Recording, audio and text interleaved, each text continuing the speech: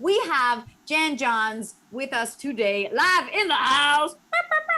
Guys, Jan does amazing voices, and there's a slew of things I could go through, but the top ones are Hearthstone. I always say that wrong. Is that correct? You said it right. Hearthstone. World of Warcraft, Shadowlands, Loud House, which I'm also on one tiny episode, Sierra Petrovita, and Scribe Haylen in Fallout 4, and the Scribe is also in Fallout 3, and Dynatron in Mighty Number 9. Let's talk about Jan discovering that she loved acting. Was it like at 4 years old? Was it at 15?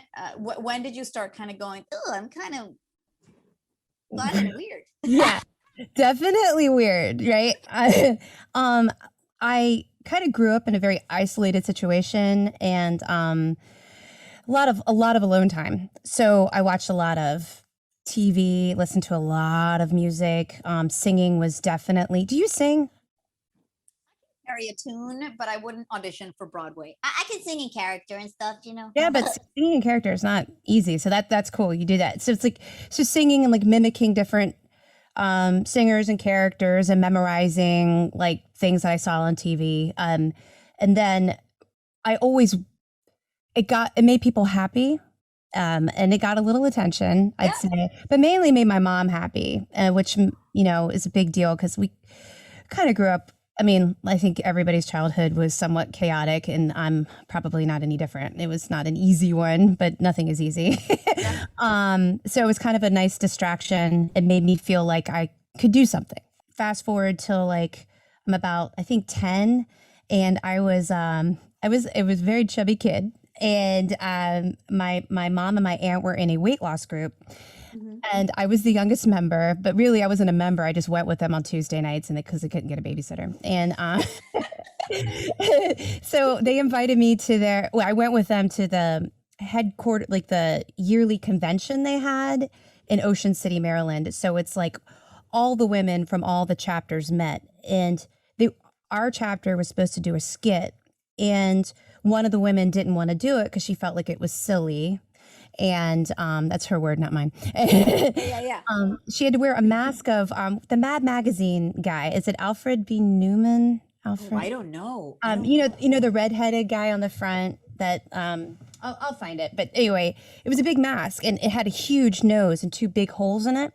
So I didn't know what the lines were. I just went on. I put the mask on, and this woman was talking to me wearing another mask. I think it was like a sunshine. I don't even remember what it was. I just remember I just looked at the audience, and I started picking the nose of the mask.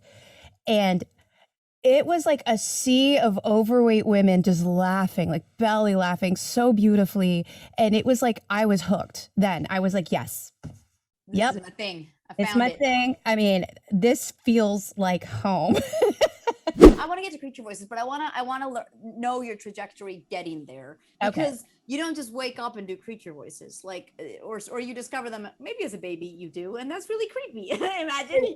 Can you imagine, like, if your nephew was like, it'd be creepy, like he's possessed. Although I just met my nephew, and he doesn't laugh normally yet, so when he gets excited, he goes. Oh, just does this weird like throat thing, which is hilarious.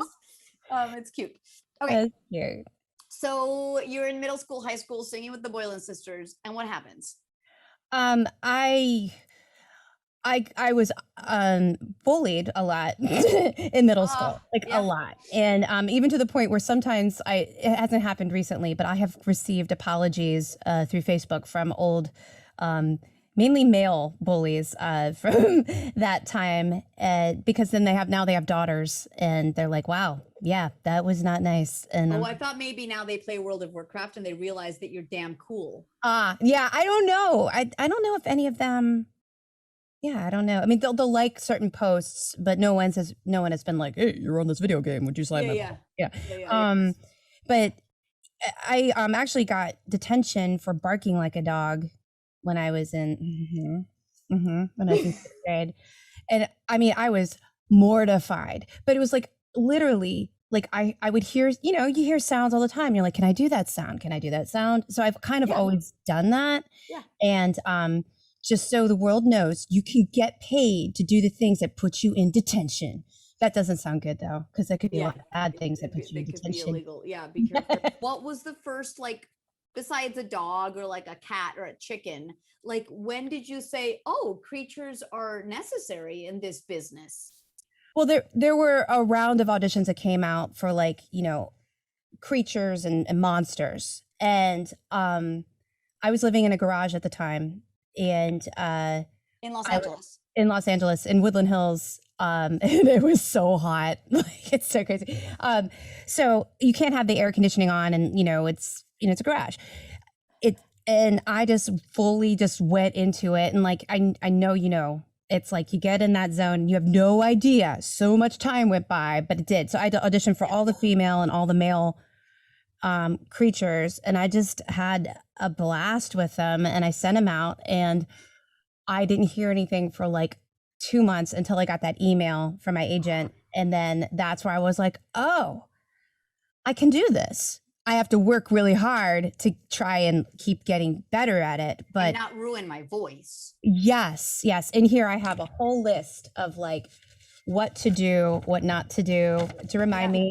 What was the first creature voice that came out of your little body? And then like how did you expand on them? I'd say like it was kind of like trying to like play around with it's like kind of I was almost like where you would place like a pig like yeah but I found that I can like do high pitch like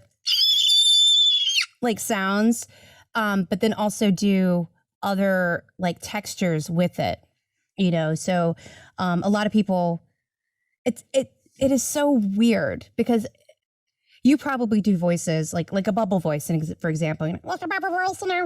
You cannot explain to somebody where to put it. Like you've got to find it for yourself, kind of thing. So it's a lot of playing with yourself. Oh my gosh, D. Bradley Baker is amazing, incredible, and one of the biggest lessons I ever learned from him was just the humanity, like the movement, the emotion, like of a creature. I mean, like, why wouldn't they feel things? They're not just making noise, you know? Yeah. Like they're moving. Where are they? Are they moving closer to who they're after or who they want attention from? Or like, what is it? You know, it's a scene, you know, it's acting. So are most of your characters kind of high pitched like that that you did or whatever? No, there's one that's coming out hopefully this summer in an animation series, and it's kind of deeper, so it's kind of like a it's like but it's the same kind of like chittery thing, but so I love that you're sitting there so casually, your leg is crossed, you're like whatever, and then you're like holy cow. Saber Sifrado asks, what would Jan's take on a Zergling be? Blizzard StarCraft. What's a Zergling? I don't know. Do you know? He says it's a little insectoid type attacker, the size of a dog. A Zergling. A Zergling. So should I look at it or should I just make it up? Whatever, man. I don't know. Huh.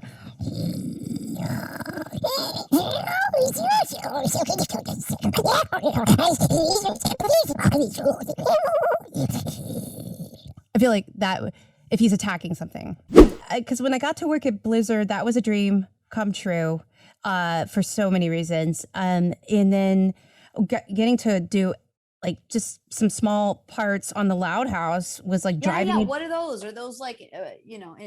Like there were I think I did a truck. No. What was not a truck driver? She was a a dog catcher named Corinne for the win. Come on, kids. Yeah. It doesn't matter what you look like because you're gonna be playing a dog or a creature or a 90-year-old woman, and you're not. So it's not about like, you know, did your looks get you in the door? It's about like, can you actually sound interesting and like that character and sustain it and be believable in different scenarios? Or can you sound like a chicken on cocaine? That's what is, you know, one of my roles on Cartoon Network. Wait, can I hear it? Well, they called it a dumb chicken. So originally I started talking like this, but a dumb chicken, and they were like, no, that's not this one. They were like, they wanted the chicken to be dumb. And so then I tried something else and it didn't work. And we were kind of like throwing stuff around. And then finally I was like, well, what if the chicken's like on cocaine?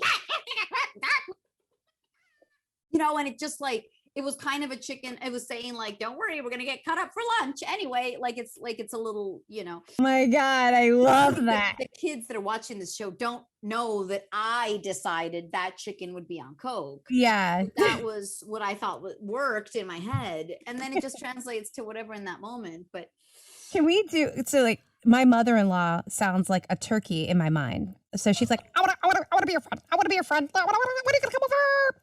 Oh God, I hope she never sees this. So talk to me more like this chicken. I want to tell you. I'm gonna talk to the chicken with cocaine. There's 2 lions in the bathroom. I don't know.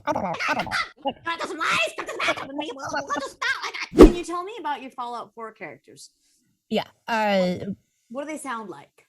They kind of sound so like I was in Fallout 3. But that was like they kind of sound like me. But so Sierra came from Fallout 3, but basically the way my experience with that was the first game I really ever did, and it was cast locally in Maryland using Maryland talent, which never happens, by the way. Wow. Yeah. Yeah. So they handed me a stack of papers and they were just like, go. And I think they did it to everybody. So that's like, do all the young female roles and just let's see what sticks. So Sierra was the one that sounded the most like me because she's kind of like crazy. And not that I say I'm not crazy. I'm just like, fast, always like, boom. As you can tell, I'm like squirrel, like easy to change the subject all the time because my mind goes somewhere else real quick.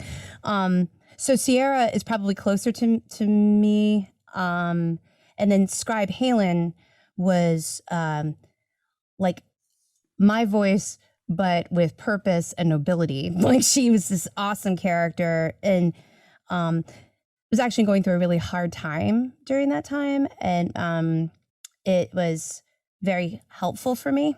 Like, if that makes sense, like my dad wasn't doing very well and I was kind of I was his advocate and I had to do things I never knew I could do to try to protect him and help him. There's this moment in the game in Fallout 4 where she's begging to save the life of a fellow soldier. And like, I felt very connected to that character as a result.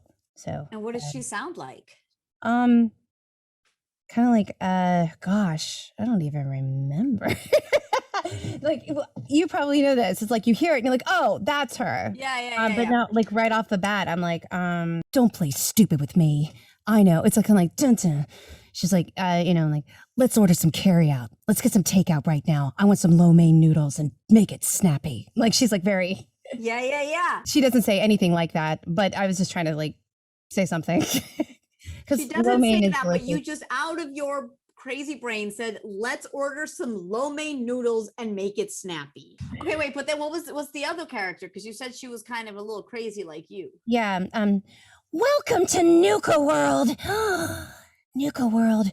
Professor Brad Burton. I think that's the guy that his head is in a jar. He's kind of supposed to be like a Disney spinoff. Like the she's like, oh, well, if you have caps, I'll show you my museum. She had this huge Nuka-Cola Quantum Museum. She gets very, very excited about showing it to you. Oh my gosh, Jen, thank you so much for making time. This has been really, really fun. I'm so excited to hear your new characters coming out in video games and in animation. I can't wait to hang out in Poison. Yes, I look forward to that. Definitely. Absolutely. And guys, go to John's VO on Insta. But yeah, you're so funny. Please put out more content because actually, are you on TikTok? I have like my best friend's trying to get me on TikTok. I have like a couple of things, but you inspire me because you are so talented and you are so creative and you're doing it.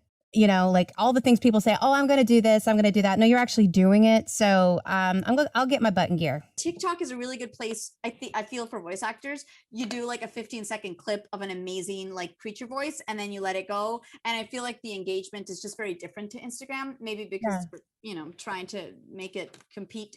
But it's been a fun thing to kind of discover what works with voice stuff. And it can just be like really simple things that you do in the booth, you know, that are like that, like you're showing off these amazing, like, this is my turkey lady. Like, I will watch 15 seconds of that and I don't need more. I mean, of course I want more, but it's just like those tidbits keep you going and they're so great, you know? I think while we're auditioning every single day by ourselves, I think it's important to create and because it's like, you got something in you and you got to get it out. And that's kind of part of it, right? Yeah. So yeah. Totally. Guys, keep booming and booping. Boop.